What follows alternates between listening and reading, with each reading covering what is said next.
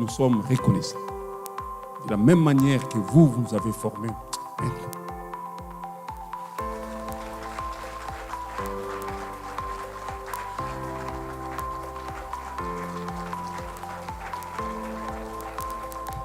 Vous voyez ces jeunes gens, quand vous les suivez, est-ce que nous avons laissé ces pays pour que ces jeunes gens puissent ne pas avoir des repères pour une profession?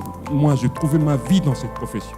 Pourquoi pas qu'ils trouvent aussi? Vous êtes nombreux dans la salle avec des talents. Ne vous négligez pas. Le barreau n'est pas une cour martiale. Le barreau, c'est un ordre de personnes responsables.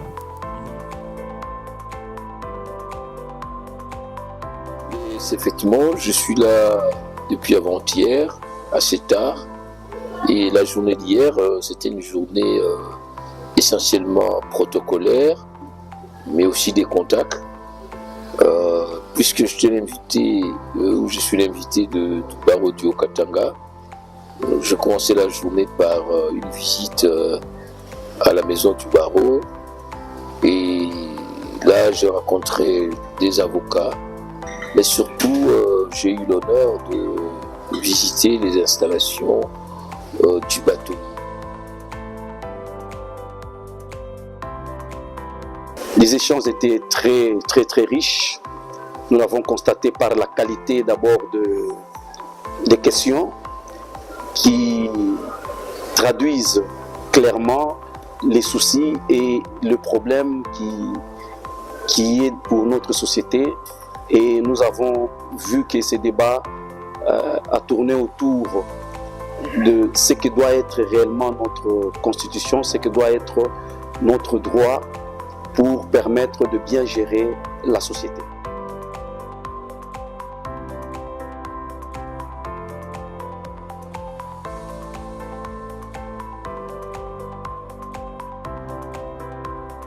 Effectivement, le métier d'avocat est en train de prendre une nouvelle dimension. D'abord, sur le plan technologique, il y a une révolution qui s'est faite avec la numérisation, avec la digitalisation, avec les nouvelles approches en matière de saisine et autres, mais aussi à le fond. Le barreau du Katanga doit être à mesure de s'assumer dans l'ensemble des espaces du Katanga, et c'est une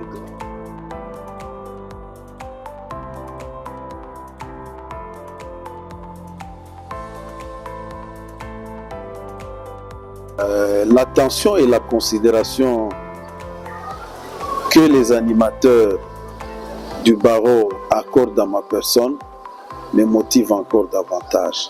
C'est vrai, je suis vraiment à l'écoute de leurs conseils, à l'écoute de leurs orientations, mais beaucoup plus à cette considération, à cette attention.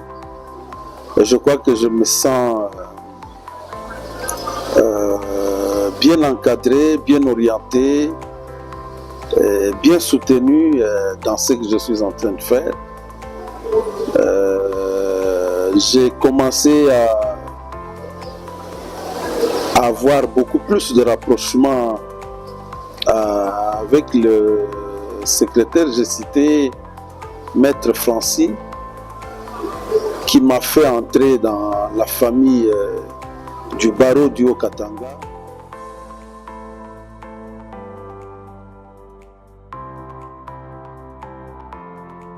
Le professeur Gilbert Kishiba, c'est une source intarissable du savoir.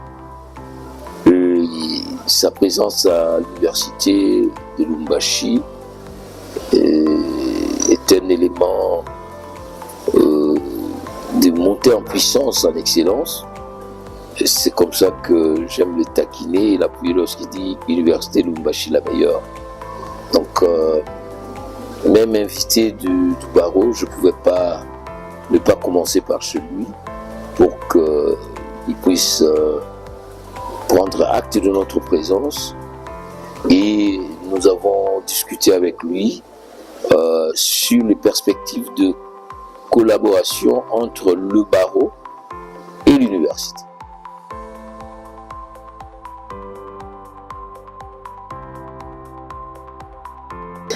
La préoccupation du professeur ou de l'intervention du professeur Jacques Dioli de ce jour était au bon fixe. Pourquoi? Parce que c'est une intervention qui tombe au moment opportun, dans ce sens qu'aujourd'hui, en 2025, le président de la République avait lancé depuis l'année passée le projet de mise en place d'une commission devant examiner la Constitution de la République démocratique du Congo.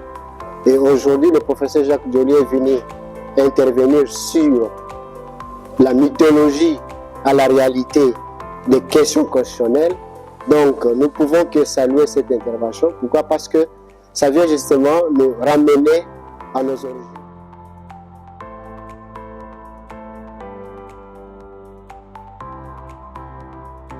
J'étais très frappé par la collaboration qui existe entre le siège et le parquet. C'est ça le Congo que nous voulons. Le Congo où tout le monde regarde dans la même direction, au service d'un produit, au service d'un bien, la justice.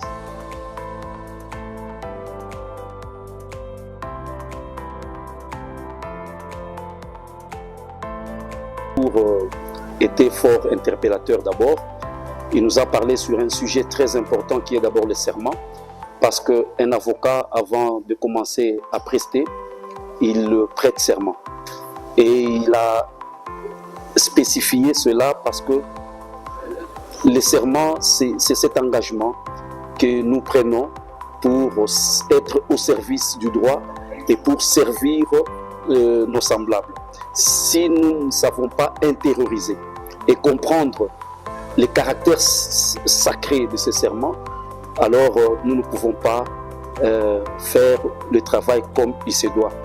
Autre chose que j'ai retenu, c'est lorsque il a voulu honorer certains confrères qui se sont distingués dans notre barreau par le concours d'éloquence. Et j'ai vu les bâtonniers nous exprimer du fond de lui-même ce que lui a été et ce qu'il est aujourd'hui. Et il a le souci que nous puissions aujourd'hui aussi léguer ce barreau à des jeunes et qui comprennent l'essence de la profession, étant donné que la profession, c'est une profession initiatique.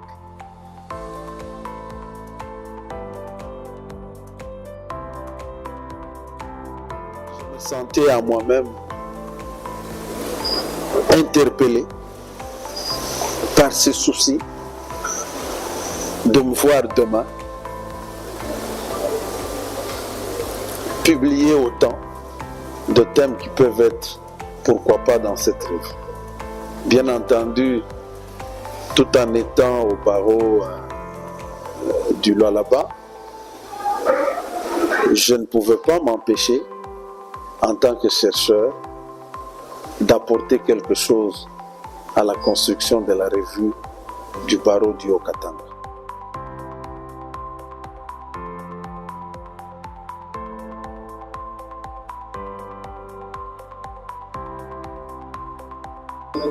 Ces activités que nous lançons aujourd'hui, c'est justement pour faire en sorte que le barreau puisse demeurer un espace où la probité, où les activités scientifiques sont mises en avant.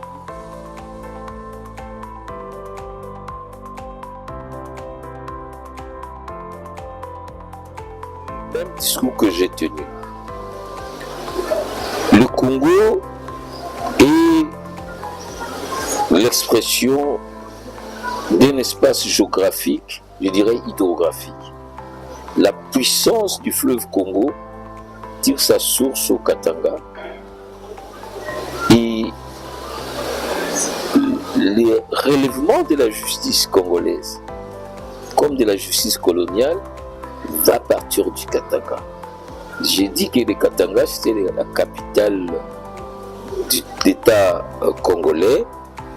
Aujourd'hui, nous encourageons le barreau du Haut-Katanga, mais à travers le barreau du Haut-Katanga, le barreau du Lualaba, de Olomami, même de Lomami, de Tanganyika, à s'engager pour la renaissance de notre droit, de notre justice. On a dit qu'elle est malade. En fait, la justice n'est pas malade, c'est nous qui sommes malades. Et si nous décidons de nous guérir de ces maladies, de sortir de ces pathologies, eh bien, la justice congolaise va se mettre debout. Et lorsque la justice est debout, l'État sera debout. Et dit-on pas que la justice élève une nation. Par conséquent, l'injustice détruit une nation.